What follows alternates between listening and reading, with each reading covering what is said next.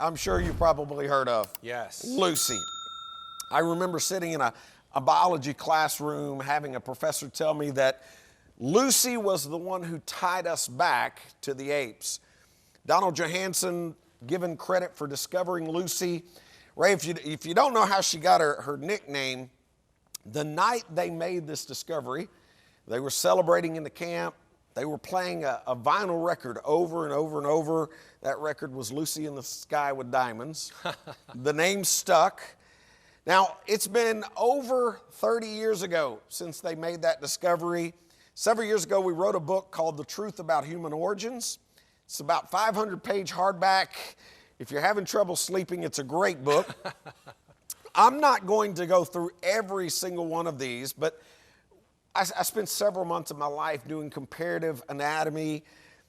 One of the things we discovered very early on was Lucy has locking wrist, which tells us she walked on all fours. This was actually made, Maggie Fox said, a chance discovery made by looking at a cast of the bones of Lucy.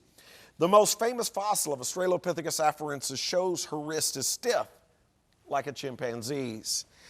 Another discovery that was made was her rib cage. You know, all humans have a barrel-shaped rib cage. Chimps have conical-shaped rib cage, kind of like an ice cream cone. When Lucy was first presented on the scene, they said, hey, she's got a barrel-shaped rib cage. She's on her way to becoming a human. And then they started sending replicas to museums all over the country. I want you to read what Peter Schmidt had to say when they got their Lucy replica. He said, when I started to put the skeleton together, I expected it to look human. Everyone had talked about Lucy being very modern, very human, so I was surprised by what I saw. I noticed the ribs were more round in cross-section, more like what you see in apes. Human ribs are flatter in cross-section. But the shape of the rib cage itself was the biggest surprise of all. The human rib cage is barrel-shaped, and I just couldn't get Lucy's ribs to fit this kind of shape, but I could get them to make a conical-shaped rib cage, like what you see in apes.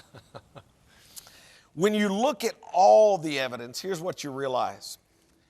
Lucy was basically nothing more than an adult male pygmy chimp.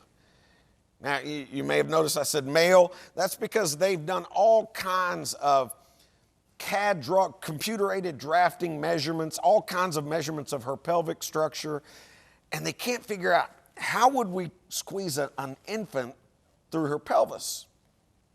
And they realize Lucy really should be called Lucifer, so to speak. Several years ago in the St. Louis Zoo, they had a big Darwin display, and they were featuring Lucy in that particular display. This is the bones that are often identified with her. Now, interestingly, if I were to ask you, what does the real Lucy bones look like? All 8 of these have been published as Lucy, and yet when you really start to look at some of these, you'll notice there are some pretty big differences, like in the jawbone structure. You start counting things like the ribs, and you realize, wait a second, some of them have 5, some of them have 7. Kind of makes you want to think, would the real Lucy please stand up?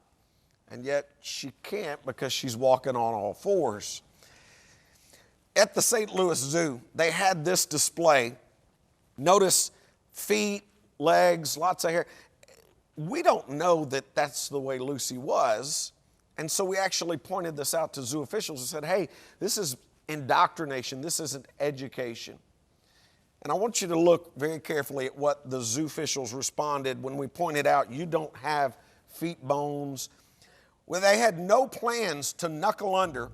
They said we cannot be updating every exhibit based on every new piece of evidence. We look at the overall exhibit and the impression it creates. We think the overall impression this exhibit creates is correct.